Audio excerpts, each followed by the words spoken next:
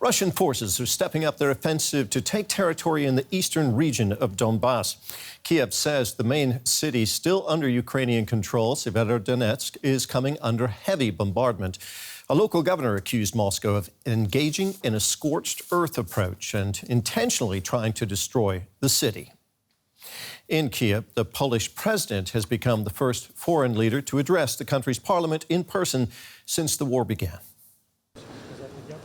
A show of wartime solidarity between neighbors. Polish President Andrzej Duda became the first foreign leader to speak to the Ukrainian parliament in person since the war began. Duda stressed his support for Ukraine's bid to join the EU and said that any territorial concessions to Russia would be a blow for the entire Western world. I want to say clearly, only Ukraine has the right to decide its future. There can be no negotiations and decision-making behind Ukraine's back. Nothing can be decided about Ukraine without Ukraine. Absolutely not. This is an iron principle.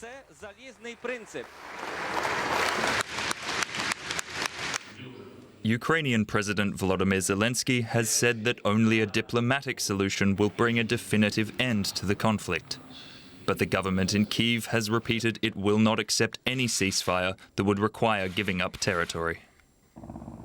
On the battlefield, Russia's offensive to capture the Donbas grinds on, with shelling continuing along the front line.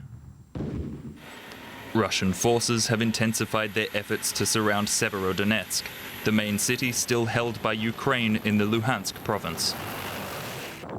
With fierce fighting raging across the Donbas, neither side looks ready to accept a compromise just yet. And DW's Max Tsanda joins me now from Kiev. Max, the fighting in Donbas has shifted to the city of Severodonetsk in recent days. Ukraine is struggling to hold on to it. Could that city become another Mariupol? Right, Terry. So analysts and military experts have been voicing concerns over the last couple of days that we would see some more intense fighting along the front lines in the Donbas region, the industrial region of the southeast of Ukraine. And this appears to have been particularly true in and around the city of Severodonetsk, where we've seen some intensive shelling, some airstrikes, and according to the Ukrainian military, attempts by the Russian forces to take neighboring towns in order to continue their assault on the city, which, according to the Ukrainian military, has not succeeded. So at the moment, it doesn't seem that any side is making any particular land gains. The Russians are meeting fierce resistance by the Ukrainian side. But the situation in the town or in the city itself is dire, as we can imagine. Severodonetsk had about 100,000 inhabitants prior to the war. And from what we're hearing, there's at the moment just one hospital in operation with 3 doctors taking care of the population of the entire city. So we can imagine the situation there is deteriorating as we speak. Tell us, Max, why is Severodonetsk so important for the Russians? Well, the city is important. One of the reasons is that in the first stages of the invasion, Russia tried to take Kiev, to take the entire country. That was out of reach of Moscow. This was a military, not a success, so they tried to chip away at other parts of the country and shift their focus southeast to the regions held by Russian state-backed rebels. And in particular in the regions Donetsk provinces, Donetsk and Luhansk, and Severodonetsk is one of the last remaining cities in the Luhansk province that is in control by the Ukrainians. So taking this town for the Russians would mean that they would take almost the entire province, and that they would have control over that area, and that would bring them closer to their acclaimed goals that they announced at this the second stage and later stages of the invasion. What about the local residents there in Severodonetsk? You mentioned that before the war there were around 100,000 people there. Are many of them still left there? That is very hard to tell what exactly is happening there at the moment, how many people have stayed. But this morning, a police report was issued that there had been shelling of residential buildings and an elderly man was hurt and had to be brought to the hospital. So there are people still living there. The Luhansk governor, Sergei Haidai, said that Russia was intentionally trying to destroy the city and was applying a tactic of scorched earth. That brings us back to this Mariupol comparison. This is something that we've seen by Russian forces done in Chechnya, in Syria, and yeah, we can imagine that the people, and in Mariupol, and we can imagine that the people left in the city, for them the situation is unbearable. Max, thank you very much. Our correspondent Max Zander there in Kiev. Frank Ledwidge is our regular military analyst and joins me now from Oxford in the UK. Frank, Russia says it now controls 95% of Luhansk province in Ukraine. Is that the case? And if so, how significant is this development? Well, good morning, Terry. I suppose it depends on what one means by control, since there is a intense battle going on, as your reporter said earlier, around that city of Severodonetsk and its twin city, Lysychansk, which is just alongside it. Control would be the wrong word. So the Russians are moving to surround that city. We will see over the next weeks something like what happened in Mariupol. The difference is that Severodonetsk is prepared for this, as Mariupol wasn't. Ukrainians have been fortifying it now for about 7 years. They knew exactly what was going to happen. It's very reasonable to assume it was going to happen, and it has. And this will be a very, very tough fight. However, that said, they are moving to surround it. They are making incremental gains, the Russians, and this battle will go on for some time.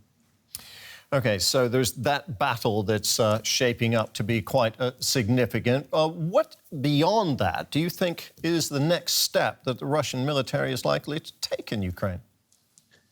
Well, Terry, it's interesting that you mentioned earlier that the Russians have claimed to control 95% of Luhansk province. One wonders whether that is now the limit of their operational objective. It looks like it at the moment, in addition to what they've already gained in the west around Kherson, around Mariupol, of course, and what, of course, they lost around Kharkiv. So what we can expect and what's happened, and we got a little bit of this from Putin's speech a couple of weeks ago, is very much a narrowing of those objectives and focusing now on that area with an artillery-centered battle. That's where we're going now. So do you see an end game shaping up in any of this, Frank? It was interesting as well, wasn't it? President Zelenskyy talked about, or has talked about over the last few days, as this being the final stage of the war. Of course, it isn't. And what we could say, I suppose, it's the end of the beginning. And we're seeing the rest of the war, which could go on for months or years, taking shape, with the decisive battles or the battles at any rate predominantly taking place down in this southeast quadrant of the country, which we've known for some time.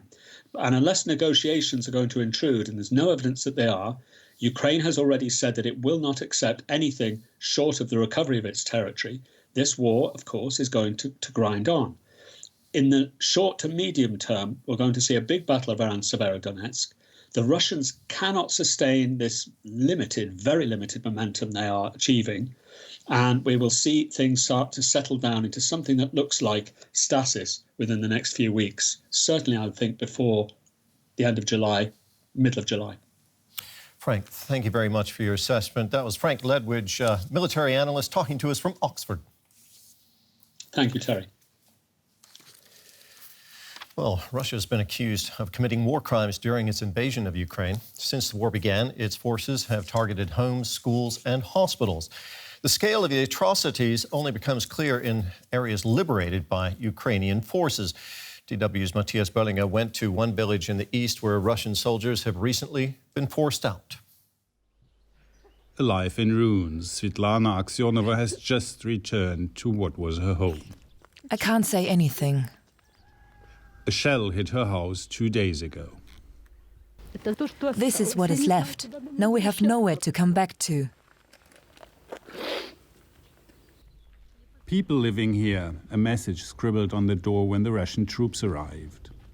This village was occupied in the very beginning of the war. The Russians were here for 2 months, and just 3 weeks ago the Ukrainians took it back.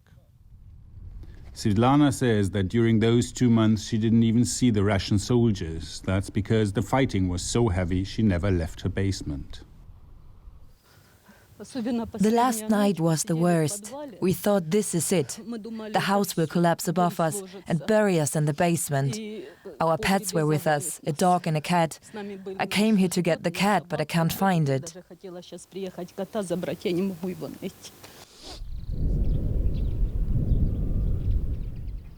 After the Ukrainian army reclaimed the village, almost all inhabitants left for the city of Kharkiv as the fighting continues.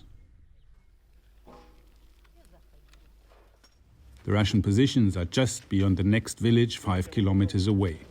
Most likely the shell that hit her house came from there.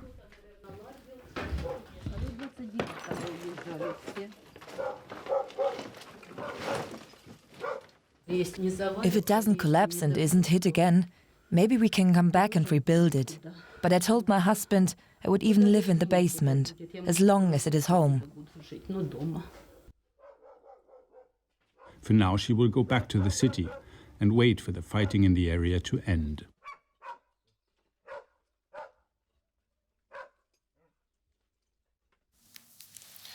The war in Ukraine is also likely to dominate the agenda of the World Economic Forum getting underway in Davos, Switzerland today.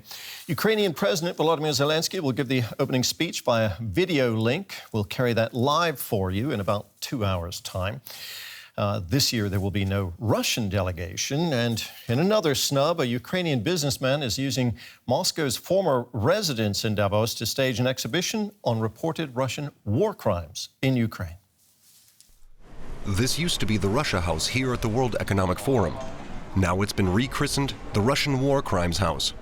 A Ukrainian billionaire is backing the project to highlight alleged abuses committed by Russian troops in Ukraine. The World Economic Forum cut all ties with Russia for this year's summit.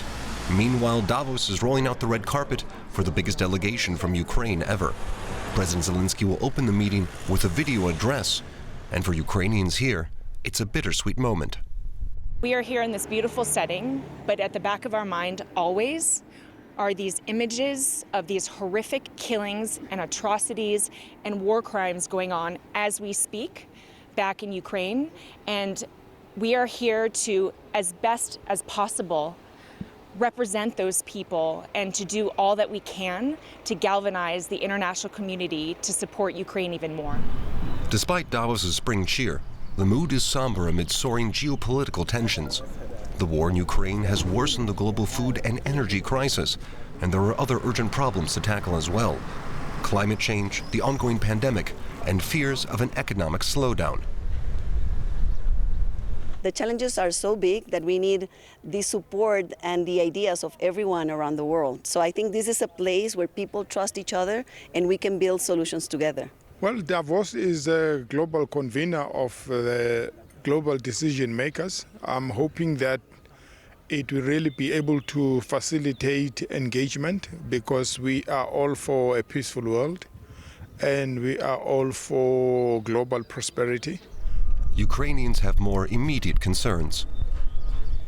I don't think that we will see any, additional pledges being made here in terms of financial weaponry aid or something of that sort to Ukraine. But I hope that we can also reach out to business community here and have them on board also, giving up on some of the revenues that they were probably looking for with Russian Federation.